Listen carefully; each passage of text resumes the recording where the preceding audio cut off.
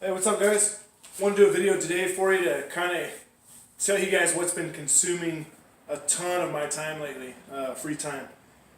Something I've got into. I've kind of been into it, but I haven't went this far into it. So this was a rabbit hole I'm jumping down now, and having a hard time deciding where I need to stop in this rabbit hole. And what I've been doing is I've been getting into long range shooting, or at least getting the setup done so I can go out and kind of shoot some steel, hopefully 6, 7, 8, 100 yards or farther, wherever I can find to shoot that far. But I just got this gun basically done. There's some other parts still coming, just some knickknacks, a grip and a bolt handle is pretty much all I'm waiting for. Should be here hopefully today. And I've been shooting this thing, and I picked up another 6.5 Creedmoor, another Tikka, just a hunting rifle, the T3X Lite with the light contour barrel. So I've been trying to develop this is a new cartridge for me. I've always shot 308. I've never shot or reloaded 6.5 Creedmoor. So it's kind of starting from scratch. Takes different powders in 308. I mean, some of them share powders because they're basically the same size cartridge almost, and then a smaller bullet. So they do have some overlapping powders, but what tends to work better in 6.5 Creedmoor isn't necessarily the best powder for 308. So I've been playing with H4350 from Hodgdon and Reloader 16 from Reliant. Seems to be the kind of what shows up on the forums that guys are using. I've had pretty good results so far with them. I just got this thing done. Just started development on this. I've fired probably 250 rounds or so through my other Tikka, getting data and whatnot, and stuff like that for those rounds for that gun. This is a new gun, totally different as far as what it looks like it's going to like. So I'm starting from scratch today again, and it's basically specific gun to gun, what overall length they want, what powders they like, what charge of powder, what bullet grain, all that kind of stuff. So it is really a time-consuming thing, and you really have to decide where you want to stop, because you could just kind of keep going, and it just depends, I guess, how deep your pocketbooks are or how much room you got on your credit card is where you're going to stop on this stuff if you don't put the brakes on yourself. So anyways, this thing is a Tikka T3X Varmint. Kind of a newer gun from Tikka. It's based on the CTR, but it doesn't have a threaded barrel. The barrel is a little heavier than the CTR contour-wise. It's bigger around. It comes in a factory black stock that looks similar to the CTR, but it takes the standard Tikka mags of all their hunting rifles. So I got that so I could use the stock on my 308. Because it has a cheek riser on it. It's kind of a nice stock. So I went ahead and put this in an MDT chassis. This is the LSS XL, but it's the Brownells exclusive. It has a little Brownells logo on it. And you can save a ton of money if you go through that one. It was on sale, and it was about $150 cheaper than I could have got the standard LSS XL. So got that, put it all together. Took the Night Force off my Remington. Mounted on here. Looks like I'm going to tear that gun down, and I don't know if I'm going to rebuild that thing or maybe get rid of it or something. I don't know. I haven't really decided what's going to go on with the Remington. But this thing has been shooting for what little I've shot. It only got about 40 rounds to it or so far. Thing shoots lights out. I put a trigger spring in it that makes, I don't have a trigger pull gauge, but it's somewhere between, I would say, 12 ounces to a pound trigger on it. This thing is just unreal trigger, and it's other than the spring, it's a factory Tikka, and that's why I really like Tikkas. I haven't had a bad one. They're very accurate guns, especially with hand loads, but their triggers are just unreal out of the box. I mean, it was heavier, but there is no creep in a Tikka trigger, or at least all the ones I own. Super impressed with the trigger on Tikkas. Their build quality and stuff is just, compared to my Remington, not to knock Remington, but current Remington stuff is really hit and miss with their quality control. I had to basically tear mine down to the barrel action, replace everything. Stock, trigger. I mean, it didn't work out of the box, but it's shooting good now. But it was a lot more money spent getting that thing running right than you could have in a Tikka out of the box that would shoot probably as good or better than that Remington does now with all the upgrades.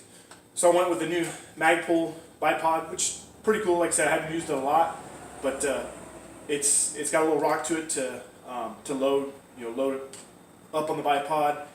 The adjustability seems pretty solid. So far, so good. I like it.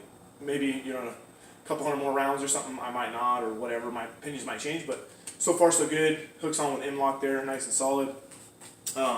This is a Magpul magazine, and these do not fit in a Tikka with this chassis. For whatever reason, they say they're AI pattern or AICS pattern. They are, but unfortunately, you have to grind the heck out of these things to get them to work. So I didn't have any other magazines besides these because they fit my Remington. So I ordered some actual steel AI mags that are coming. Haven't got them yet, but I had to just Dremel the crap out of these things. They do work now, but I wouldn't recommend them if you already have them and you end up with one of these setups. You can get them to work, but definitely don't buy them to get them to work in this, because like I said, you got to really work on these things with a Dremel to get them to work. I just have them laying around and needed a magazine until I get those other ones in, so it works. So that's the small part of the equation, is the rifle setup. What the rabbit hole is reloading. I've reloaded probably for 20 years now. I'm not new to it, but I'm new to precision reloading. So what I'm talking on is just stuff I've experienced so far. Definitely not an expert in it. I'm learning as I go. This was seeding death. I was playing with seeding death when I first got this gun. In fact, it was, I think, Friday.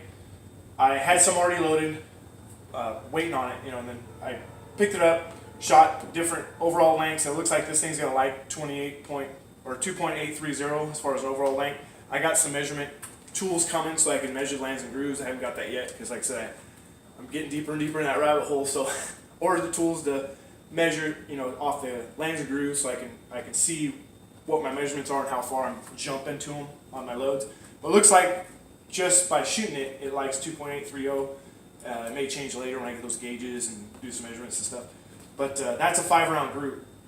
All these are 5-round. This was the sighter. This was the first shot after bore sight. Moved it down, moved it over, and then shot that, and then went in sequence shooting those. So what's crazy is when you reload, what I've never worried about before is I just would load up some ammo, go out and shoot it, see how it grouped. Either grouped good or didn't. Maybe there's some room for improvement. I tried different lengths, a little different powder, so I got some pressure signs backed off, whatever. But with the advantage of having, say, this magneto speed, you place this on the barrel and tighten it down tight, crank it down as hard as you can, and then twist this tight. I learned that because I actually blew it off the gun in the first 30 rounds I think I had it. Lucky it saved it. It didn't actually hit the bayonet lug, but it caught the little strap here. Still in working order, thank goodness. But this thing is amazing. I've always had a chrono, just a standard, I think chrono brand, chronograph, or Caldwell brand chronograph. And it was hard because it would really give you all these weird readings if you didn't shoot perfect over it. If you were just over the side of the eyes, or this way, that way, whatever, I would get different readings. And it was hard to tell, is my load consistent, or is it just I'm not shooting over the chronograph correctly? So I never really gave too much concern about standard deviation, or extreme spread is what they call it. Extreme spread is from the first shot you fired to the last shot you fired, how far was the biggest jump from the slowest to the fastest bullet. And that's really going to matter when you start getting farther out. 100 yards, you don't really see it. So you can have basically what you think is a bad load, long range, shoot really good at 100 yards. And that's kind of where I was. Once I took what I had that I'd been shooting over one of these, it was, definitely not impressive as far as the extreme spread goes and standard deviation and stuff. So this is an awesome tool, but it creates such a big headache, because then all of a sudden you're chasing your tail after this super low numbers of your standard deviation extreme spread. So it's kind of almost ignorance is bliss when you're reloading, when you don't have one, because you're like, hey, it shoots good, I'm good, I can sleep at night. Now I'm staying up at night going, how can I get that SD down, that standard deviation down another 5 foot a second, or how can I get it 4 foot a second overall in a 5-shot group? What if I tried this, what if I tried that? So it really, you're down to tenths of a grain of powder charges you're trying, So I really shot a lot of ammo through that first 6.5, little 5-shot groups, trying this 5-shot group, try that 5-shot group, and going up, 3/10 of a grain every time or so. And I've got some good numbers, but I've wasted a lot of ammunition shooting it. I've, like I said, 250 rounds. I got some really good data now in my notebook, and I can go back and recreate that load, no problem. It's awesome. But I spent a lot of ammunition getting there. and a lot of time loading it. So what I'm trying today, I'm going to do a video later. If you guys are interested, if reloading interests you or whatever, thinking about getting into it, like I said, this is not standard reloading. It's it's precision reloading, at least as precision as I can do it. There's guys out there that spend a whole lot more time, a whole lot more money than I do, creating these crazy good loads. So what I'm going to do is try to do I think it ends up being about 14 shots. 14 shot group, and what I'm looking for is I go up 2/10 every grain. I'm going to start at 40 grains with some H4350 at 2.830, which is the length it looks like it and I'm going to go 40, 40.2, 40.4, 40.6, 40.8. I'm going to go down 2/10 increase every time, every shot, until I get to 42.6, give or take, if I don't run into pressure signs and have to stop somewhere early. And what I'm going to do is I'm going to write that velocity down. Velocity, velocity, velocity, velocity. And then I'm going to look at them, and I'm going to look for the smallest increase, or if every once in a while you'll get a slight decrease between the two. And that's what they call a node. And it's basically a forgiving spot. It's saying, hey, if your scale misses it by 1/10 of a grain, which that's about all they're accurate to is a 1/10 of a grain. If your scale misses it, you're going to have the smallest amount of velocity change at that point between these two loadings. So you're going to split the difference. Say if this was 2500, this was 2520, this was 2550, this was 2552. Well, I've only jumped 2 feet a second there, so I'd want to try to load it 41.1. Get right in the middle of it. That way, if I miss it by 1/10 this way or I miss it by 1/10 that way, hopefully my standard deviation, my spread of speed is going to be narrowed down, and it's going to give me the biggest room for error, scale error, whatever, seating depth error, whatever, whatever little errors you're going to put in it or your scale's going to put in it. It's kind of like a cushion area is what you're looking for. So that's what I'm going to do today. I also, buddy let me borrow this here, which is a lab radar, which is like a Doppler system. It's pretty cool. You basically sit next to the gun when you're shooting, and it'll beam out a radar, and it picks up the bullet as it tracks it down range. So 6.5 is kind of small, it's .264 caliber. It may or may not pick it all the way up to 100 yards, but it should pick up muzzle, 20, 40, 50, whatever yardage you get. 5 yardages you can pick in there. So muzzle, I think I put like 20 yards, 50 yards, 70 yards, 80 yards, and 100 yards. So we'll see how far it actually picks up. But it's kind of cool because I get to compare numbers between this and between the magneto speed, which is on your barrel. So that's what I'm going to do today. That's what's been consuming my time, all my free time here lately. And it seems like I just want to find a good load to say, okay, I'm happy with that. I'm going to load up 50 rounds or whatever. And I'm going to go out, I'm going to go shoot steel somewhere out in some BLM land and try it. But I just hadn't got there yet. It seems like because I just keep chasing my tail trying to get that little better load in it. And I need to just find a good one and say, good is good enough for now. Let's give it a try. So just caution you guys with that. If you're a precision reloader, you're already there. If you're thinking about precision reloading, know that is a real thing. Chasing the rabbit hole, there's case annealing, there's stuff you can do to your brass. I mean, you can spend 2 days prepping 50 pieces of brass. It's possible. Some guys do it, and they have very good luck with it. I'm just not really there yet as far as spending that kind of expense on the tools to do it and the time to do it. And I'm not really looking at that. I really want to go out and be able to shoot 1,000 yards and say, hey, I can hit a 10, 12-inch plate, maybe be a little more realistic, 20-inch plate. 20-inch plate at 1,000 yards. That's kind of my goal, is to shoot 1,000 yards with it and hit something.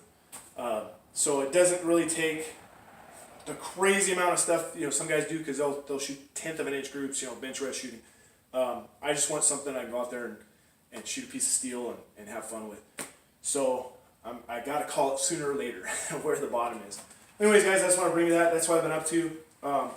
If you're in reloading, cool. If you're thinking about it, cool. This is kind of the next step or next 2 or 3 steps up. If you're looking at just to get into it for a hobby to save some money, just know you're not going to save any money. you're gonna save money every time you pull the trigger, but you're going to spend so much more on tools and ammo. You're going to shoot more. You're going to be trying things. You're going to want new tools. You're going to want new this, new powder. You're going to try this bullet. So you don't really save anything per se in the whole scope of things. But it's fun if you treat it like a hobby. It's like I like to hunt, I like to bass fish, I like to reload. To me it's fun to come out here. There are certain moods. There's a mood I want to prep cases. I'm really at it. There's moods I want to just powder some and make some bullets, you know, so you see something turn out when you're done.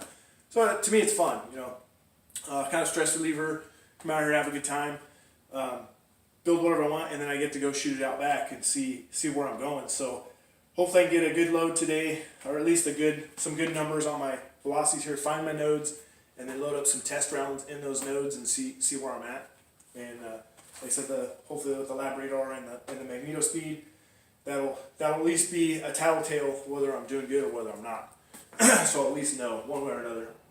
Today I got some rounds. I got this velocity test ladder already set up, already loaded. Got 3 siders in there to kind of test the lab radar, see if I get it set up right and all that kind of stuff. And then I got my 14 I'm going to shoot in my ladder, and hopefully I have at least hard data, whether it's good data or not, or whether I can use it. We'll see, and hopefully I do it good enough. But anyways, guys, that's what's been consuming my time. I'll do a video later comparing these two. If, like I said, if you're into reloading or into precision reloading, it might be something that interests you. If you're not, it might kind of bore you to death. You really care less, which is cool. But I'm going to try to get something on video comparing the two. This is definitely quite a bit more money than that one. That was just the Sport, which is just their basic model. I think it could be had on Brownells for about $170. These I didn't even price, but I think they're somewhere in the $300 to $400 ballpark. I'm not sure. But it is a cool concept that you can track your bullet down range and see what it's actually doing, which will help calculate your ballistic coefficients that's on the box, all that kind of stuff. It's once again deeper in the rabbit hole, but that'll at least do that for you. So anyways, guys, thanks for joining me. So I haven't done a video in quite a while. This has literally been consuming my time. I'll hopefully bring you some reloading videos if you guys are interested in that. Maybe some basic videos if you guys are thinking about getting into reloading. It doesn't take all this equipment. This is kind of the next level type stuff. So if you're thinking about it, don't be intimidated and thinking, oh, I don't want to buy all that stuff. You don't have to. This is kind of the extreme end of it, or at least as extreme as I'm gonna get of it. So there it is, guys. Thanks for watching, and I'll see you in the next video. Thanks.